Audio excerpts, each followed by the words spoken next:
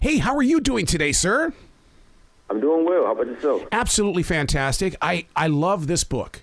And the reason why I love this book is because, first of all, I got to tell you, the mantra on the back, really, it stands up for itself. We are the young men of Urban Promise Prep. We are extraordinary because we work hard. That hit me in the soul when I first came across that. You said that hit you in the soul? It hit me in the soul because, it's one of the, because what kind of world we live in these days. There's a lot of takers, but there's not a lot of givers. And the way that you have put this book forward, it's like you're saying, here's a book for you. You can learn a lot from this book. Grow. Yes, 100%. I mean, it was one of these things that I felt that was on my heart. Me being an educator, me working in D.C., me coming through DCPS. I love an entertaining story just as much as the next person, but I also wanted to make sure I spoke about the things that I experienced as a kid and the things that I saw as a teacher and as an educator. And like you said, it's hopefully something that will hit many more people in the soul and start conversations around how we educate our young kids in underserved communities. Well, you bring it out there when you say that the educational system refuses to break free of the inequities faced by black and brown lives. I mean, you put it out there. That creates conversation. Okay, yeah, that's really what I'm hoping is that this sparks conversations. One, for the adults in the room, but also for kids too. I think I want kids to read this and come away feeling like charged and energized and feeling like, hey, like. We do have advocates and we do have people that see us. I want them to feel seen. Quite frankly, when I was a kid, there weren't many books that I had that had characters that looked like me or talked about my community. I would have loved to read a book as a teenager that was set in D.C. or let alone a D.C. high school. With kids who were 16 and 17. That would have been amazing. And so I'm hoping that it not just sparks the conversations for the adults, but also the kids too. One of the things that you express in the book is the fact that it's time to start the conversation because so many teens these days, they kind of back out of a conversation. But I love walking in. You're giving me confidence in this book to walk into the conversation and start something. You will learn something from everybody around you. Yes, it's 100% true. I mean, and there's a lot of people to learn from in the book, right? We have a lot of characters. We have not just our three protagonists, but we have community members scattered all throughout the book that all have different perspectives, different experiences, and they're bringing all that to the table. And you're okay with that, with the different interpretations? Because if anything, that's going to get somebody to write you a letter saying, hey, Nick, man, what were you meaning on this? Because this is what I was feeling. 100%, yes. Dialogue, right? I'm totally open to dialogue. I want people to read. I want people to write in, have questions. And that's not to say that I have all answers, but it's dialogue. We come to answers together, but first we got to have the conversation. I think that's part of the problem is that this is a conversation we're not having, and so hopefully the book will start that. The front cover, I know we're not supposed to judge a book by the cover, but my God, I mean, perfection, excellence, discipline, murder. I mean, it's like, whoa, where'd that word come from in this? Yeah. No, 100%. The cover, I mean, for me is absolutely perfect.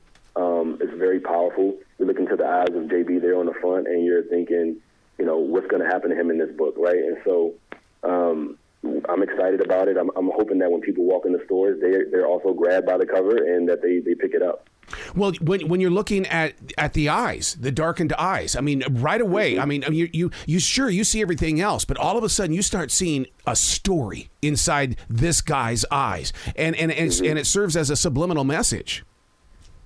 Absolutely, and it's about peeling back the layers, right? Like these kids are introduced to us as suspects in a crime, and as we read the book, and we start to see their POVs when we talk about the eyes, seeing things through their perspective, and we peel back the layers, we see that these are just kids and they deserve grace. The layout of the book, were you part of that on the inside, or was that like your editor that went to work? Because I love the way that you make it simple, approachable, and basically when you turn the next page, you're going to get something from it. Yeah, absolutely. It was definitely something I was on the inside of. Editors, we had really, really terrific editors on this. And also shout out to Brian Geffen. I got to give him a shout out at Macmillan because he was fantastic working on this book with me. And yeah, I mean, there was also a book that I read on the front end of this that was suggested. It was called How It Went Down. And that does something similar with the POVs and the multiple perspectives. And I took a lot away from that as well, so I got to shout that book out. But yeah, absolutely. That was something from the get that was planned. Also, the thing about the multiple perspectives, for me at least, was that it's a great way to hide a mystery, right? Because, again, it's a little bit of the unreliable narrator. We never know exactly what to believe, but we know that things are happening. And so it's a great way to hide clues and also plant red herrings. So many of today's young adults, it's like, they don't understand what coming of age is. I mean, they think they're already adults at 11 years old. How do we open their hearts to help them understand that you're in a learning process? It's going to take some time. Yeah. Well, I mean, with these boys, right, we look at what they go through and how that they understand that they eventually have to come together because they don't know everything, right? They think, hey, we got to work together. All of us have different skills. All of us have different strengths, and we need to pull everything in to clear our names and figure out what actually happened. And so as kids read this, that's something that they take away, is exactly what you're talking about, the idea of growth, the idea of teamwork, and the idea of being a continued and lifelong learner. The name of the book that we're talking about is Promise Boys. This is your first YA thriller. Have you prepared your heart for what YA readers do? They're loyal. My God, they're loyal, Nick. They're going to be there for you all the time. Yeah. Well, I'll tell you, I have my next YA mystery up my sleeve, and I'm excited to keep like you said, they're loyal. They're going to want to come. They're going to want one more, and hopefully I have something to give them. Well, and here's the thing, Nick. It's these YA readers. They also want TV shows. They're going to say, wait, I read his book. I'm going to be there. And I kind of blame that on Tyler Perry, because Tyler Perry was the guy that was on the stage all the time, and now he has a TV show for everything. Yeah. Well, I'll tell you, the YA readers will be in for a pleasant surprise, because we will, in fact, have a TV show. So I'm excited about that as well. Oh my God! So where can they go to find out more about you, Nick? Because I know that you've got a lot to share and a lot for people to grow with. Yes, you can find me at my website at thenickbrooks.com. Just THENICKBROOKS.com. You can find me on Instagram, official Nick Brooks. You can find me on Twitter, who is Nick Brooks.